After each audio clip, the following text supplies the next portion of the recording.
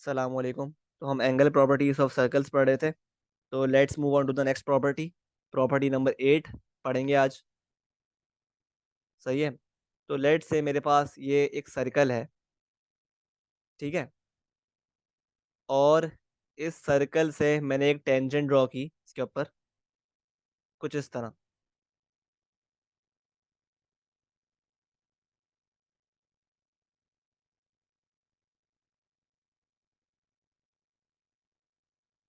ठीक है। सही है। तो ये है बेसिकली पॉइंट ऑफ टेंजेंसी, जहाँ पे टेंजेंट सर्कल की सरकमफेरेंस को मीट कर रहा है। ठीक है।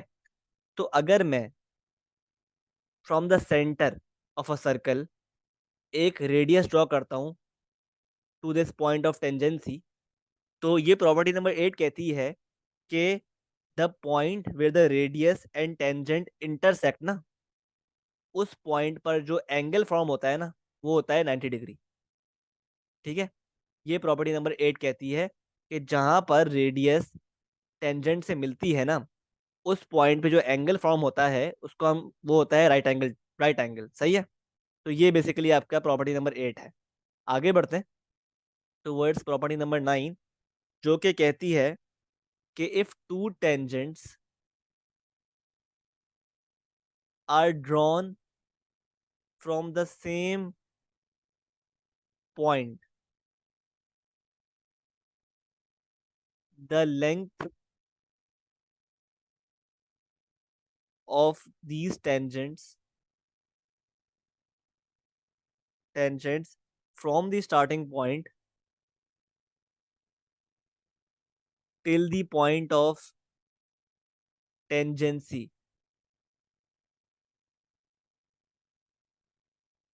will be equal। ठीक है। क्या मतलब है इस बात का? Let's draw and understand. ठीक है। भाई देखो, कह रहा है यार आपसे कि एक सर्कल है आपके पास। ठीक है। और इस सर्कल के पास ना एक पॉइंट है। उस पॉइंट से हमारे पास दो टेंजेंट्स।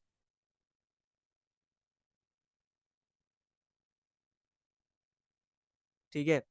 इस पॉइंट से हमारे पास दो टेंजेंट इस तरह निकलती हैं।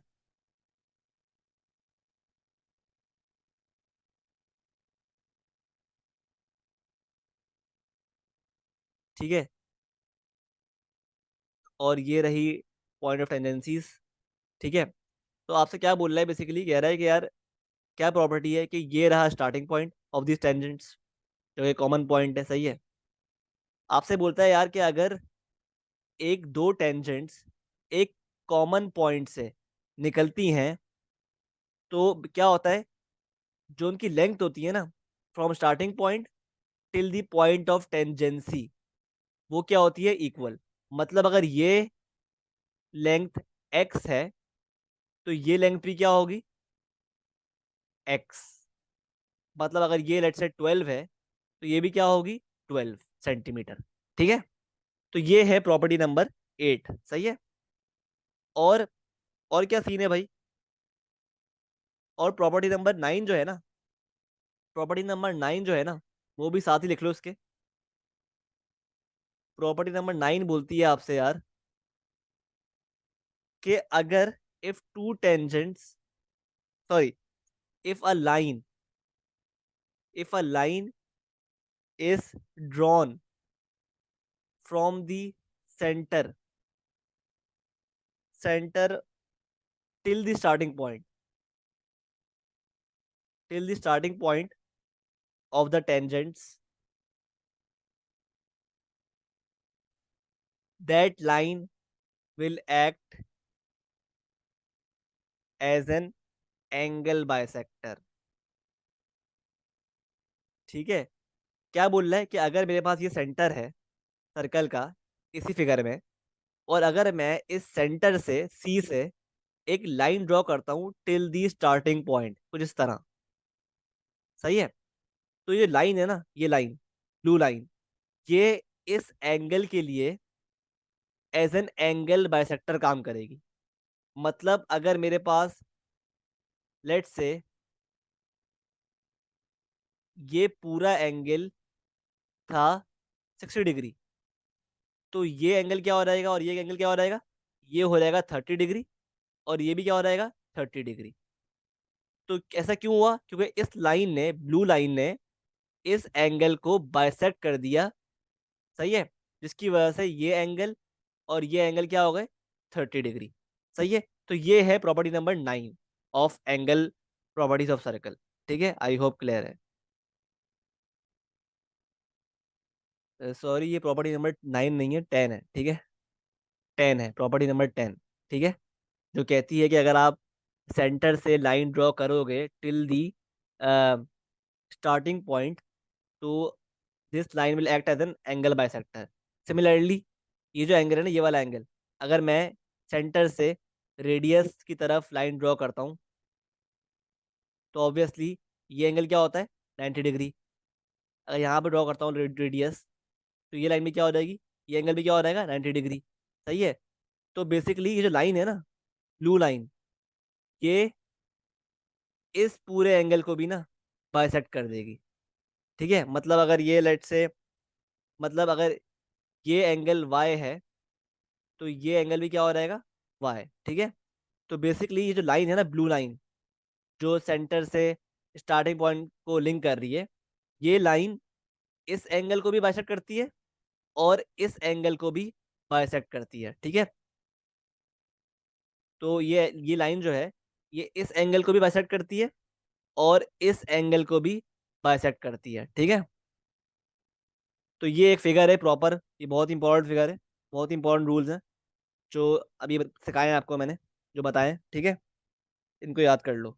सही है, कि किस तरह इन काम करते हैं। ठीक है, आगे बढ़ते हैं with the next rules. Property number 11 क्या बोलती है कि अगर आपके पास एक सर्कल है, ठीक है, और उसमें इस तरह की फिगर ड्रॉ हुई हुई है,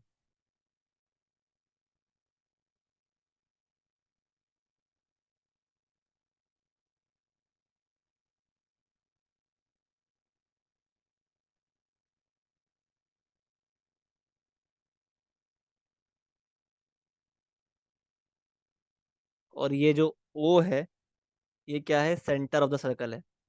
ठीक है, तो अगर आपको ये, और लेट से ये अगर ए है, एंगल ए है, और ये एंगल बी है, और ये एंगल एक्स है, तो बेसिकली अगर हम इसको बीच में से हाफ करें,